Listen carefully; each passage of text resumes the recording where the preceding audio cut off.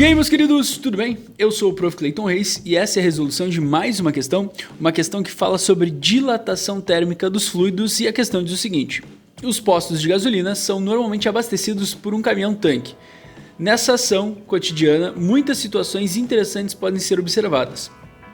Um caminhão-tanque cuja capacidade é de 40 mil litros de gasolina foi carregado completamente num dia em que a temperatura ambiente era de 30 graus Celsius. No instante que chegou para abastecer o posto de gasolina, a temperatura ambiente era de 10 graus Celsius devido a uma frente fria, e o motorista observou que o tanque não estava completamente cheio. Sabendo que o coeficiente de dilatação da gasolina é 1,1 vezes 10 na menos 3 graus Celsius na menos 1, e considerando desprezível a dilatação do tanque, é correto afirmar que o volume do ar em litros que o motorista encontrou no tanque do caminhão foi de... Então nós queremos encontrar o volume do ar em litros encontrado nesse caminhão. Para a gente entender então o problema, eu vou explicar da seguinte maneira. Imagina que isso aqui seja o tanque, tá? Não precisa ser tão grande assim, tá? Imagina que isso aqui seja o tanque lá do caminhão-tanque que está, completamente cheio de gasolina, como a questão diz, né? Então, inicialmente, ele foi preenchido completamente de gasolina. Então, ele está totalmente cheio. Só que isso aconteceu quando a temperatura ambiente era 30 graus Celsius, conforme o que a questão falou. Aí, passou ali, a frente fria e tudo mais, a temperatura ambiente desceu para 10 graus Celsius, e aí a questão me diz que ele verifica uma quantidade de ar. Justamente o que aconteceu, né? Aconteceu que quando essa frente fria chegou, aquela gasolina que estava ali dentro, ela comprimiu pela baixa, pela queda de temperatura. E quando ela comprime, obviamente, o volume então vai diminuir, e aí consequentemente tu vai ter uma quantidade de ar ali dentro, né? Então a gasolina no caso fica até aqui, ó, esse seria o limite da gasolina, né? No meu desenho, e aí tu teria uma quantidade, uma certa camadinha de ar que justamente entrou por causa que a gasolina comprimiu, ela sofreu uma dilatação negativa, digamos assim, né?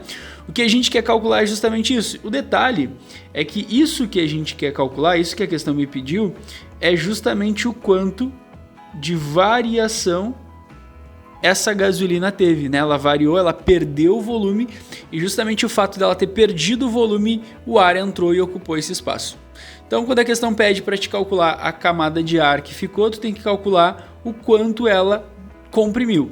Então, para isso a gente vai usar a equação da dilatação volumétrica. Lembra que o termo dilatação é só uma forma de falar, mas serve tanto para situações de dilatação e compressão. Então, a variação do volume é igual ao volume inicial vezes o coeficiente de dilatação volumétrico que a questão me deu, vezes a variação de temperatura. Com isso, a gente consegue calcular, então, essa situação, essa quantidade de volume comprimido e, consequentemente, o volume de ar encontrado dentro do caminhão. Só vamos lembrar ali, ajustar alguns valores, né? A questão me diz que o volume inicial é 40 mil litros. Eu colocaria isso em notação científica, né? Então, o volume inicial fica 4 vezes 10 na 4 litros, tá? Passando para a notação. A variação de temperatura que a gente tem, ela vai de 30 até 10, ou de 10 a 30, tanto faz, na verdade, aqui nesse momento, quem vai ficar na frente de quem. Só lembra que quando a gente faz variação, o certo mesmo é fazer o final menos o inicial, né? Ele começou no 30, terminou no 10. E aí quando tu faz essa conta, tu acaba encontrando então menos 20 graus Celsius de variação. Senhor, eu uso menos ou não? Nesse caso não precisa, mas é bom tu saber que esse sinalzinho de menos significa uma perda de volume, consequentemente uma compressão, ou uma dilatação negativa, digamos assim, tá? Bom, e a variação de temperatura a gente pode botar ali em notação, então, e aí pode ficar escrito dessa maneira, ó, 2 vezes 10 graus Celsius. Lembra, como eu disse, o sinal de menos é facultativo, para esse caso aqui não vai fazer diferença. Bota os valores ali e faz a conta então. A variação do volume é igual ao volume inicial, que é 4 vezes 10 na 4, vezes o coeficiente que a questão me deu, que é 1,1 vezes 10 na menos 3, e a variação de temperatura que a gente vai botar ali como sendo 2 vezes 10. Agora faz essa conta. Lembra que quando a gente multiplica números que apresentam potência, o que a gente faz? Pega aqueles números que não têm a potência ali da notação e multiplica normal, já que é uma multiplicação, né? 2 vezes 4 dá 8, 8 vezes 1,1 dá 8,8. Repete a base e numa multiplicação de potências de 10, né? O que a gente faz? A gente repete a base e pega esses expoentes aqui e soma eles. Lembrando que aqui nesse expoente, onde não aparece nada, é o número 1, né? Então fica assim, ó.